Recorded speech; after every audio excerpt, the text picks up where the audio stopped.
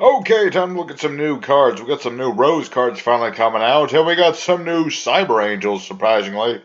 So continuing from the last episode where we did some, was the Rose cards, let's talk about the Rose cards first.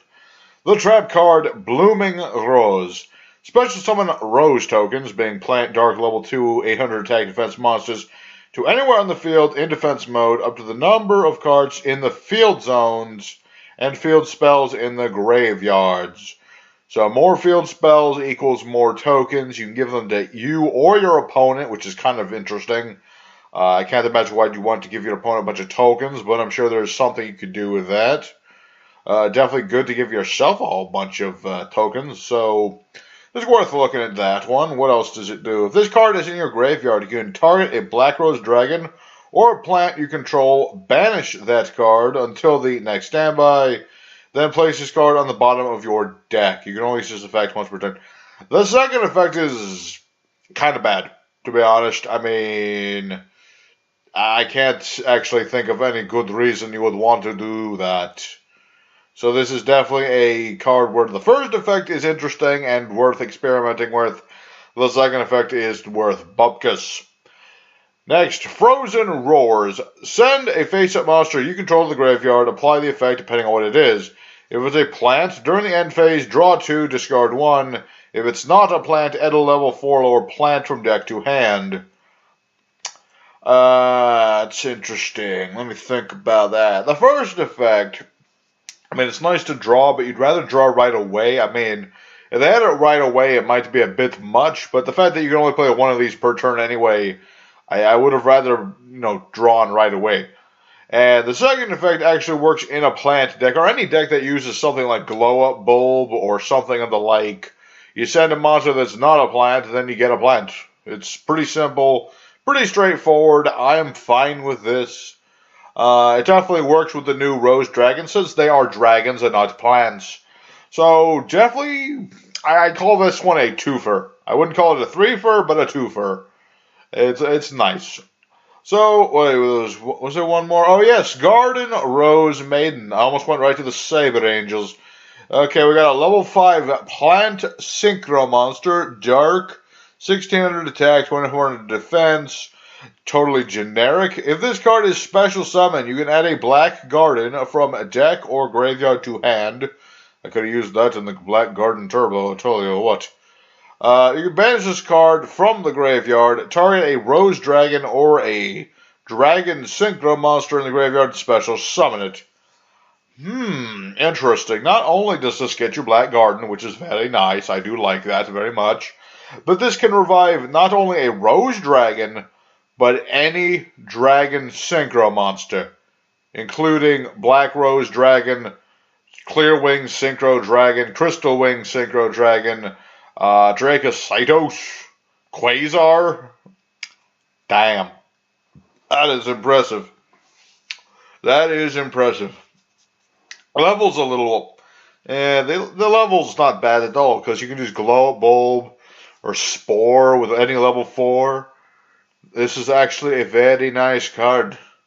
I like it very much. Definitely run a couple copies of this in your plant-themed deck. Alright, now to Cyber Angels. First we have the new Cyber Angel monster, Cyber Angel Izana, which is a light, level 8, 2500, 2600 defense. It's a fairy, of course, and it's ritual summoned with Machine Angel Ritual. Because, of course, it is. If it is ritual summoned, you can make your opponent send a spell trap they control to the graveyard. Okay. That's okay, I suppose. When this attacking card destroys an opponent's monster by battle sent to the graveyard, you can activate this effect. This card can make a second attack on an opponent's monster in a row, once per turn. When your opponent activates a card or effect that targets a Cyber Angel Ritual monster, this being a quickie, you can shuffle a Ritual monster from your graveyard into the deck. If you do, destroy a card your opponent controls. Alright, let's look at this a little closer. Okay, so you got a big monster that gets rid of one of your opponent's spell traps. They can still chain it, of course. It can beat over and then beat over again, which is nice, I suppose. However, this very specific targeting and then popping effect is kind of Little underwhelming. I mean, it does recover your resources, and I don't think this targets. I think I'm reading it right. But even if it didn't target, it's kind of a meh effect. I mean, it just isn't that great. It's an alright card. If you want to put one in your deck and try it out, go ahead. I just don't think it's the greatest of all Cyber Angels. I'd rather play Farash. So what else do we got? Merciful Machine Angel, which is sporting some nice little artwork there. Oh wait, it's Izana, so it's less nice. Tribute a Cyber Angel ritual monster from hand or field, draw 2 cards. So it's an archetypal pot of greed. Of course it is. Oh wait, also you have to place a card from hand to bottom of the deck. Never mind, it's shit. Alright, what else does this do? For the rest of the turn, after this card resolves, cannot summon except for rituals, and you can only activate once per turn. It's nice that it doesn't just restrict you to Cyber Angels. So you could run other ritual monsters with Cyber Angels. Not saying you would, but you could. And yes, it is not quite an archetypal or a pot of greed, but it is close. And actually, it's kind of worse because it takes the card you draw 2, and then you put a card on the bottom of your deck, out of sight, out of mind, forever. Unless it's like an incantation, in which case it's not that big of a deal. Last card, we got Machine Angel Manifestation. A continuous spell, interestingly enough. What do? Your Cyber Angel ritual monsters can't be destroyed by battle. Yeah. When you take damage by battle or an opponent's card effect, you contribute a Cyber Angel ritual monster from a hand or field to summon a Cyber Angel ritual monster from the hand. This is treated as a ritual summon. That is interesting. I get the idea of making your ritual monsters immune to battle, and then you can ritual without the ritual spell. So I get the idea, and of course, if you tribute the certain ritual monsters, they all get their effects and all that. So,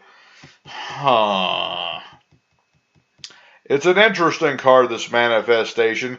Definitely a I don't think this is a staple sort of thing.